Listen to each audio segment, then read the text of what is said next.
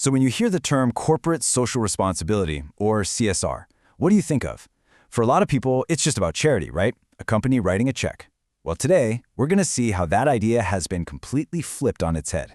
CSR has transformed into one of the sharpest, most effective business strategies out there. Let's get into it. For the longest time, CSR lived over on the left side of this slide. It was the old way. It was something a company did after the real work was done. It was seen as just a cost and expense. But that view? It's totally out of date. Now we're on the right side. CSR is a core practice, a real strategy that can give a company a serious competitive advantage.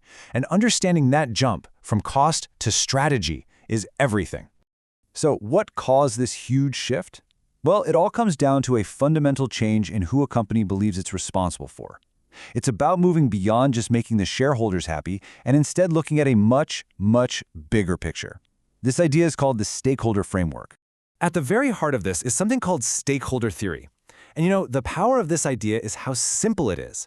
It basically argues that for a business to be truly successful in the long run, it can't just obsess over profits for its investors. No, it has to create real value for everyone who has a stake in its success. So who are these stakeholders, really?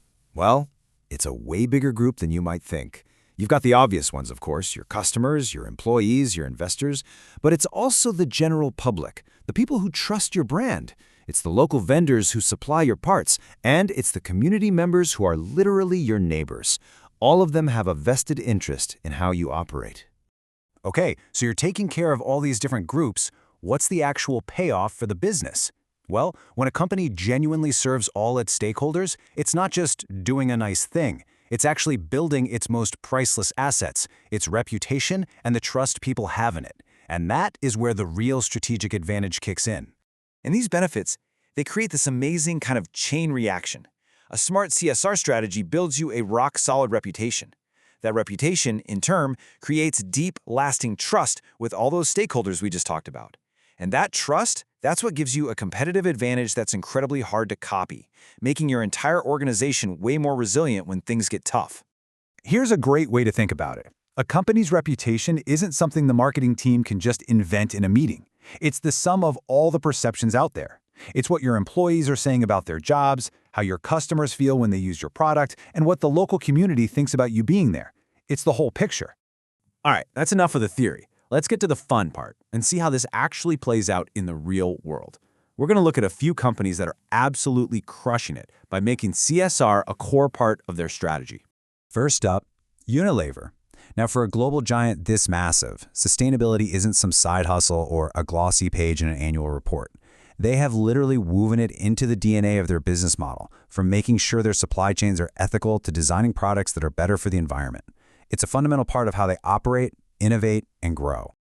Then you've got a company like Patagonia, which, wow, they take it to a whole other level. They've built their entire brand, their whole identity, around being an activist company. This is proof that your corporate values don't have to be separate from your business. In fact, they can be your business, your marketing, and your competitive edge all rolled into one. And you just can't argue with the impact. By giving 1% of all their sales to environmental groups and pushing for real systemic change, they haven't just built a customer base, they've built a loyal tribe. People buy Patagonia jackets not just because they're good jackets, but because it says something about who they are. That alignment has created insane loyalty and, you guessed it, huge sales growth. Now for a totally different, but just as powerful example, Amul over in India. Their entire business is a form of CSR. It's designed from the ground up on this one idea of creating shared value with the community that's most important to them, the dairy farmers. Their formula is just brilliant, and it kind of flips traditional business logic upside down. See, most companies start with a product. Amul starts with its most important stakeholder, the farmer. By serving them first and making sure they thrive, it sets off this perfect positive loop. They get the best quality milk, which lets them make amazing products, which they can sell at a fair price, which over time builds one of the most trusted brands in the entire country. So, does this community-first strategy actually pay off? Oh yeah. Here's the proof in the pudding.